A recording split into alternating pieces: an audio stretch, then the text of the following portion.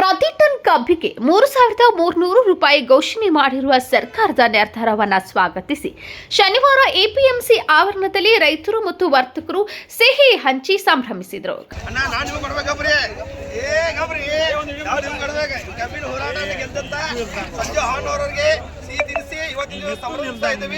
ಎಲ್ಲರೂ ಇದರಲ್ಲಿ ಭಾಗವಹಿಸಬೇಕಂತ ತಮ್ಮ ಕಳಕಳಿ ವಿನಂತಿ ಇದೆ.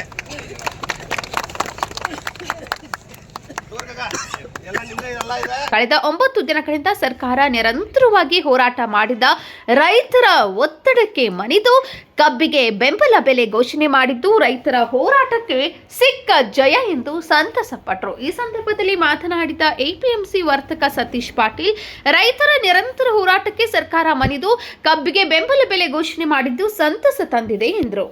ದಿವಸ ಏನು ಸತತವಾಗಿ ಕಬ್ಬಿನ ಬೆಲೆಗಾಗಿ ಏನು ಹೋರಾಟ ಮಾಡ್ತಿದ್ರು, ಆ ಹೋರಾಟಗಳಿಗೆ ಒಂದು ಜಯ ಸಿಕ್ಕಿದೆ ಅಂತ ಹೇಳಿ ನಾವು ಅಭಿನಂದನೆ ಸಲ್ಲಿಸ್ತೀವಿ.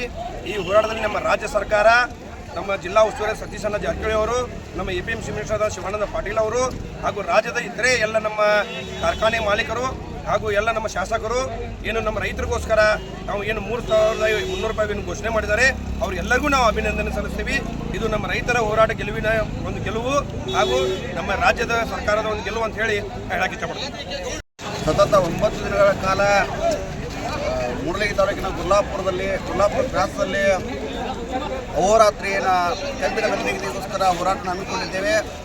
ಆದ ಕಾರಣ ಆ ಹೋರಾಟ ತೀವ್ರಗೊಂಡು ನಿನ್ನೆ ದಿನ ಹತ್ತರಿಗೆ ಟೋಲಕದಲ್ಲಿ ಪೊಲೀಸರ ಮೇಲೆ ಕಲ್ಲು ತೂರಾಟ ಆಯಿತು.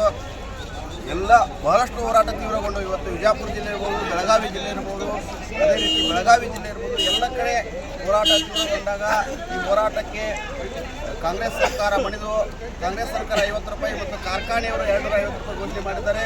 ಇವು ರೈತ ಸಂಘದ ದೀಪಾವಳಿ ಅಂತಲೇ ಹೇಳಕ್ಕೆ ಇಷ್ಟಪಡ್ತೀವಿ. ನಾವು ನಿನ್ನೆ ದಿನ ದೀಪಾವಳಿ ಅಂತ ಆಚರಣೆ ಮಾಡಿದ್ದೇವೆ. ಇದೇ ರೀತಿ ಮುಂದಿನ ಹೋರಾಟವು ಜಯವಾಗಲಿ ಅಂತ ಆಶಿಸ್ತೇನೆ. ನಿಮ್ಮ ಹೆಸರು ಸರ್? ಸಂಜೀವ ಅವನು ಹುಕ್ಕೇರಿ ತಾಲೂಕು.